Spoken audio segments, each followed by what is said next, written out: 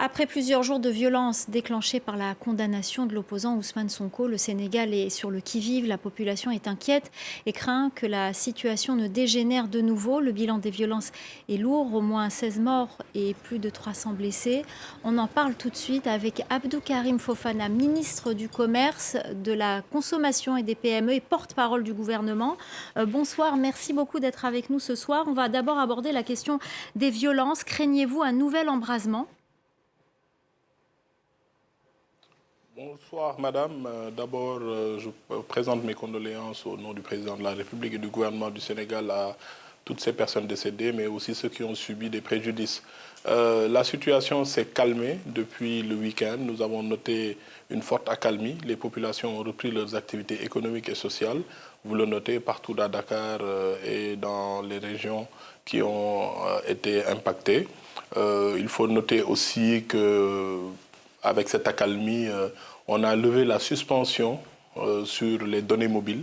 Donc Internet n'était pas suspendu, ce sont les données mobiles qui étaient suspendues parce que c'était un processus progressif. D'abord, c'était les applications, parce que beaucoup de messages haineux et beaucoup aussi d'activités criminelles étaient coordonnées à partir de ces applications mobiles. Après, c'était les données mobiles. Maintenant, les données mobiles sont revenues et puis les applications sont toujours bloquées. Alors, vous dites qu'il y a un retour au calme, mais beaucoup de Sénégalais craignent que cette violence réapparaisse, qu'il y ait un nouvel embrasement, notamment parce que l'opposant Ousmane Sonko a été condamné, qu'il doit être arrêté. Les autorités sénégalaises ont déclaré qu'une condamnation pénale doit être exécutée. Et beaucoup craignent qu'à l'arrestation d'Ousmane Sonko, de nouvelles violences surgissent dans le pays et que la violence revienne.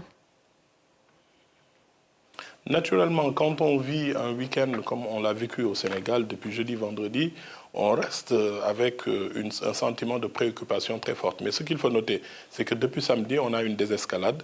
Les manifestations étaient concentrées sur deux régions, des parties de ces deux grandes régions. C'est Dakar et Ziguinchor.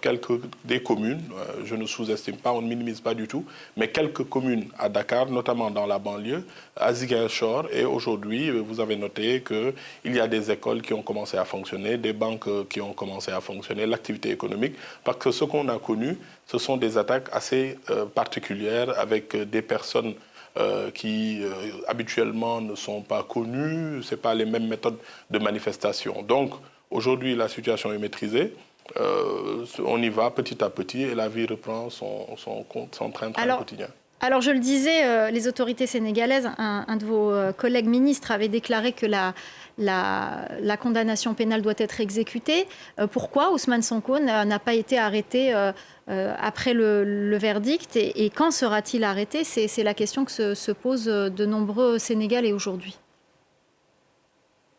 Oui, mais l'exécution d'une décision de justice pénale dépend des autorités judiciaires. Donc l'exécutif n'a rien à y voir, il revient aux tribunaux de rendre disponible la décision de justice et puis après au procureur de le mettre en exécution. Mais aujourd'hui, ce qu'il faut noter principalement, c'est que les activités ont repris. L'Internet a été remis du point de vue des données mobiles.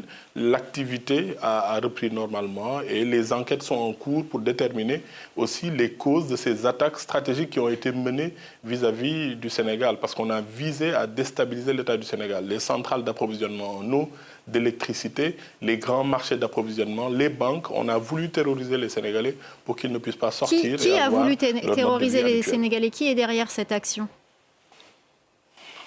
Mais les enquêtes vont le déterminer parce que nous avons bien dit que des manifestations politiques, il y en a toujours eu au Sénégal. Il y a toujours eu peut-être des jets de pierre, des jets de cocktails Molotov. On a vu depuis quelques années que maintenant, c'est les habitudes des opposants. Mais les messages haineux, les messages à caractère subversif, les appels à l'insurrection ont été notés sur les réseaux sociaux. On a vu des pages, excusez-moi de nommer la marque, sur YouTube, sur des plateformes vidéo et autres qui ont montré qu'il y avait des gens qui avaient des buts précis. Parce que manifester, on peut le comprendre, mais aller chercher à arrêter des infrastructures d'approvisionnement en eau, en électricité, brûler la bibliothèque universitaire. On a toujours eu des tensions à l'université, mais personne n'a jamais pensé à brûler la faculté de droit, l'école de journalisme ou encore ces symboles, la bibliothèque universitaire. Alors, qu'en est-il de la répression de ces manifestations? Elle a été dénoncée par l'Organisation de défense des droits de l'homme, mais aussi par l'opposition, qui parle de cas de torture, d'utilisation de milices privées, d'arrestation, notamment des membres du PASTEF. Qu'avez-vous à répondre? Oui, j'aimerais qu'on parle d'abord de ces appels à la manifestation. Depuis des mois, on voit des appels où on indique des maisons d'autorité de la majorité, on insulte des magistrats dans les réseaux sociaux, on insulte des personnes, on appelle à la haine. Et moi, j'aimerais aussi que ces organisations... Mais les forces de l'ordre sont garants de l'ordre. Il y a eu 16 morts. Les forces de l'ordre sont garants de l'ordre. Il y a eu tout le monde 16 morts et 300 blessés, donc le bilan est lourd.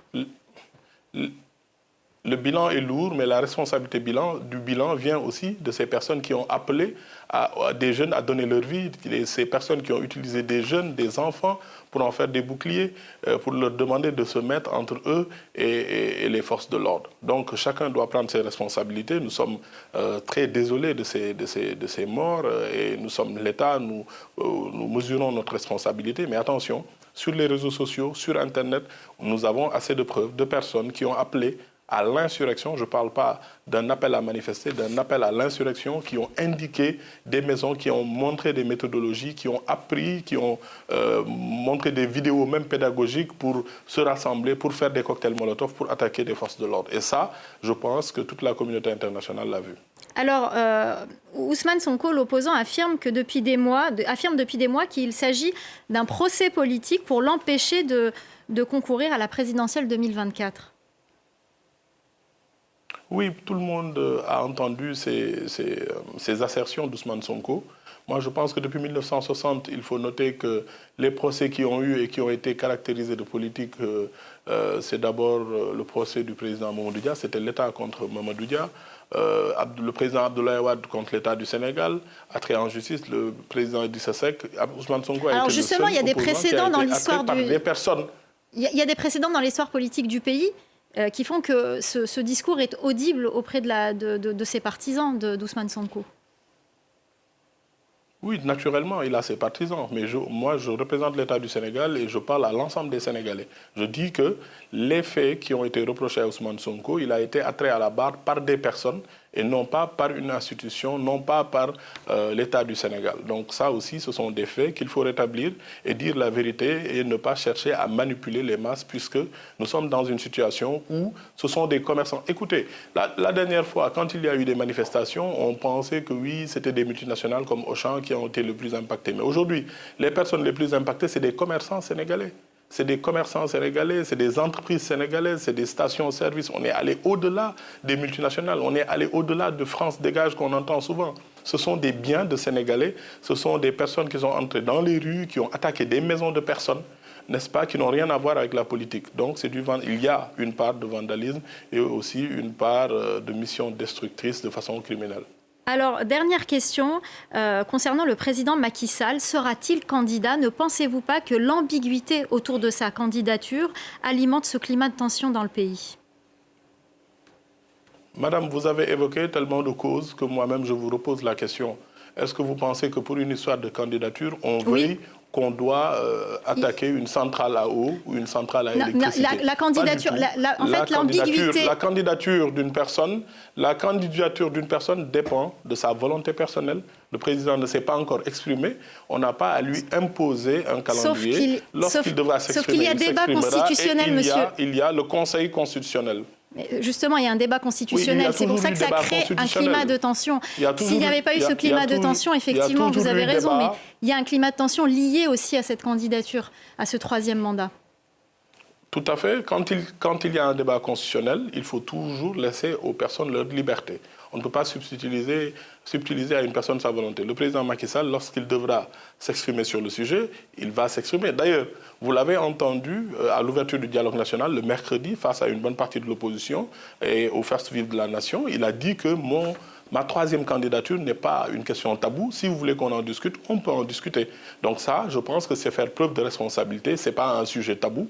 Il a demandé à ce que l'opposition ou aux personnes qui sont contre cela puissent en discuter, mais dans le cadre d'un dialogue national, parce que le Sénégal a une tradition de dialogue politique qui nous a permis, depuis 1960, d'avoir une démocratie apaisée, une démocratie avec des alternances et une démocratie exemplaire.